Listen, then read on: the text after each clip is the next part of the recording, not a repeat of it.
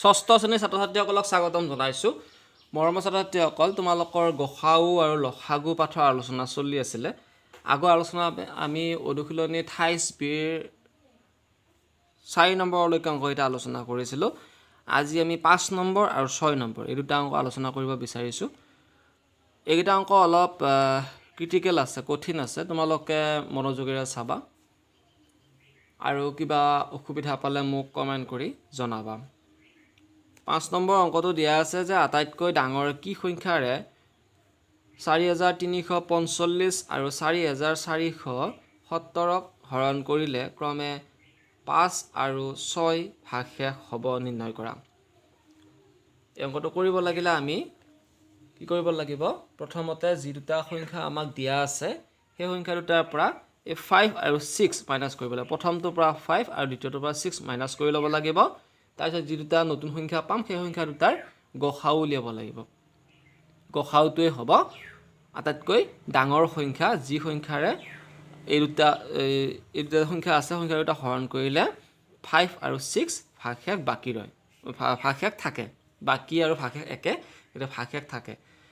আমি অংকটো কৰোঁ আহা।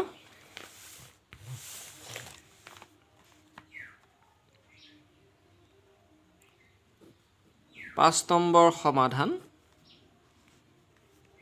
যিহেতু নিৰ্ণয় সংখ্যাটোৰে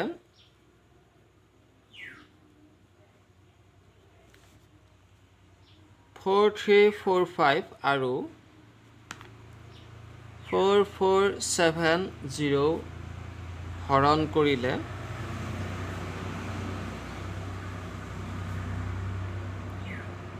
ক্ৰমে 5 আৰু 6 ভাগশেষ থাকে। গতিকে 4345ৰ পৰা আমি 5টো মাইনাছ কৰি দিব লাগিব, দিলে 4340 হ'ব আৰু 4470ৰ পৰা আমি 6 মাইনাছ কৰি দিলে কিমান হ'ব? 4464। 10ৰ পৰা 6 গ'লে 4, ইয়াত 6 থাকিলে, তাৰপিছতে 4 আৰু 4 হৈছে সংখ্যা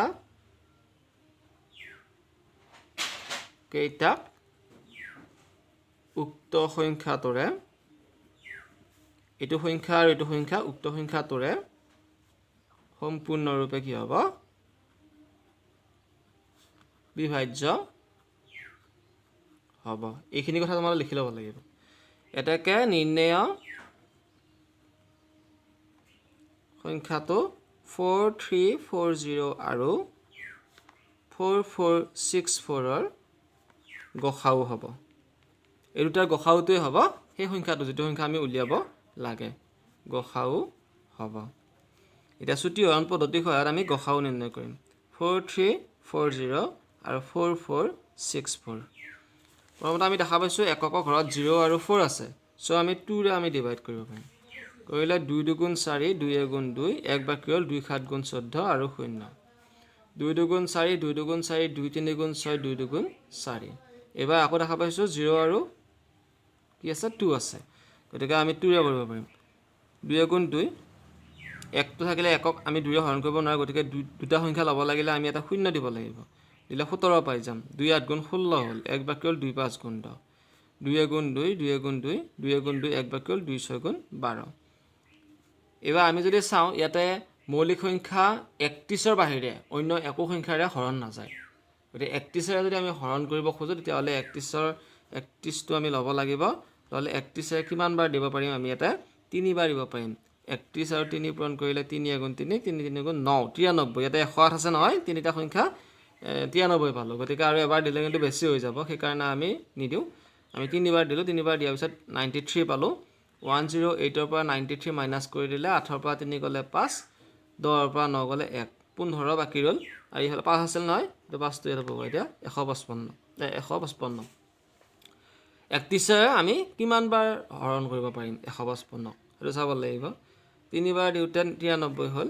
এইবাৰ যিহেতু ইয়াতে 5 আছে, গতিকে 31ৰ লগত 5 দি চোৱা, 5 এগুণ 5, 5 3 গুণ 15 হৈছেনে? 5 বাৰ দিব পাৰিম। হ'ল এবাৰ আকৌ ইয়াতে 111 আছে ইয়াতেও আমি 3 বাৰ দিব লাগিব 4 বাৰ দিব নোৱাৰো 3 বাৰ দিলে কিমান হ'ব 93 হ'ব 111 ৰ পৰা 93 মাইনাস কৰি দিয়া 11 ৰ পৰা 3 গলে 8 8 3 11 হয়নে আৰু ইয়াতে থাকিল কিমান 0 10 হ'ল 10 ৰ পৰা 9 গলে 1 18 হ'ল আৰু ইয়াতে 6 আছে নহয় এটো ইয়াতে বহুৱাই দিয়া এতিয়া আমি দেখা পাইছো যে 31 ৰ লগত আমি 6 যদি পূৰণ কৰো তেতিয়া হলে এখিনি ওলাই নেকি 6 গুণ 6 6 3 ওলাইছে না 186 গতিকে আমি 6 টাইমছ দিব পাৰো এতিয়া এটোটা এটা 35 এটা 36 আছে এটো দুইৰে না যায় এটো দুইৰে যাব এটো 5 ৰে যাব এটো 5 ৰে না যায় এটো 7 ৰে যাব এটো 7 ৰে না যায় গতিকে গম পালো যে এটা আমাৰ কাৰ্য সমাপন হ'ল আমি সেই কাৰণে লিখিম এতিয়া এটাকে 4340 আৰু 4464 ৰ গখাও কি পালা যেটা সাধাৰণ যেটা উৎপাদক আছে সেটা আমি বহুৱাব লাগিব 2 * 2 * 31 2 * 2 = 4 4 ৰ লগত 31 পূৰণ কৰা 4 * 4 4 * 3 = 124 এটো হ'ব গখাও আৰু এই গখাওটোই আমাৰ সংখ্যাটো হ'ব আমি আগত লিখিছো নহয় নিৰ্ণয় সংখ্যাটো ইমানৰ গখাও হ'ব গতিকে এটাকে নিৰ্ণয় সংখ্যাটো কিমান পাই গলো 124 এই সংখ্যাটো যদি আমি হৰণ কৰো তেতিয়া হলে যি দুটা আমাৰ সংখ্যা দিয়া আছে সংখ্যা দুটাৰ পৰা প্ৰথমটো পৰা 5 আৰু দ্বিতীয়টোৰ পৰা 6 বাকি থাকিব বা ভাগ থাকিব নিশ্চয় বুজিবা পাৰিলা তোমালোকে আৰু আজি শেষৰ অংকটোলৈ যাও শেষৰ অংকটো হৈছে 6 নম্বৰ অংকটো 6 নম্বৰ অংকটো দিয়া আছে 445 572 আৰু 699 ক হৰণ কৰিলে ক্ৰমে 456 ভাগ শেষ হোৱা আটাইতকৈ ডাঙৰ সংখ্যাটো কি একেদৰে কৰিব লাগিব আমি যেটো অংক 5 নম্বৰটো কৰিলো সেই অংকটোৰ দৰে একেনচিনাকৈ কৰিব লাগিব সোৱা কেনেকৈ কৰিম সমাধান যেহেতু নিৰ্ণয় সংখ্যাটোৰে 445 572 আৰু 699 ক হৰণ কৰিলে ক্ৰমে 4 5 আৰু 6 ভাগ শেষ থাকে গতিকে 445 ৰ পৰা আমি 4 মাইনাস কৰিলে 5 ৰ পৰা 4 গলে 1 4 4 তাৰ পিছত আকৌ 572 ৰ পৰা আমি 5 মাইনাস কৰিব লাগিব কৰিলে 12 ৰ পৰা 5 গলে 7 ইয়াত 6 থাকিলে আৰু ইফালে 5 থাকিলে তাৰ পিছত আকৌ কি আছিল 699 ৰ পৰা 6 মাইনাস কৰি দিয়া 9 ৰ পৰা 6 গলে 3 9 আৰু 6 হল সংখ্যা কেইটা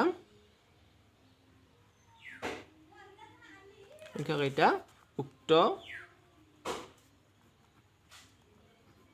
সংখ্যাটোৰে সম্পূৰ্ণৰূপে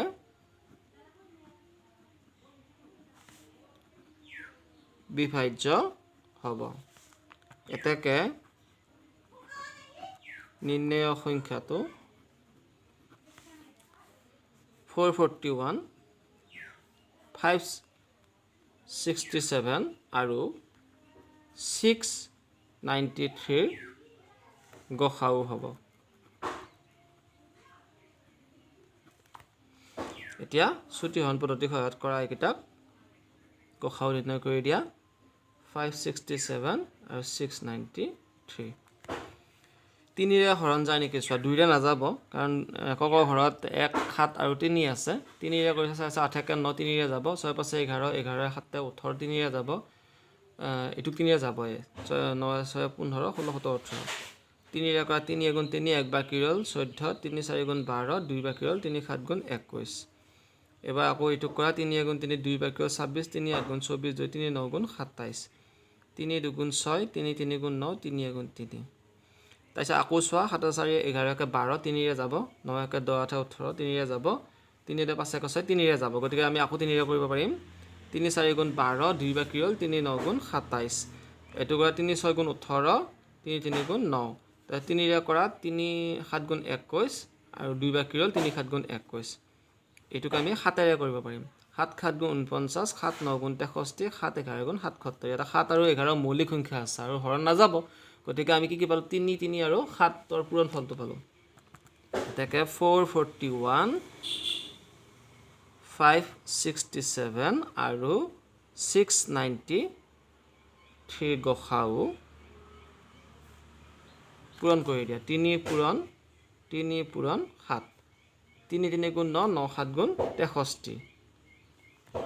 এতিয়া সংখ্যাটো আমাৰ ওলাই পৰিলে এতেকে নিৰ্ণয় সংখ্যাটো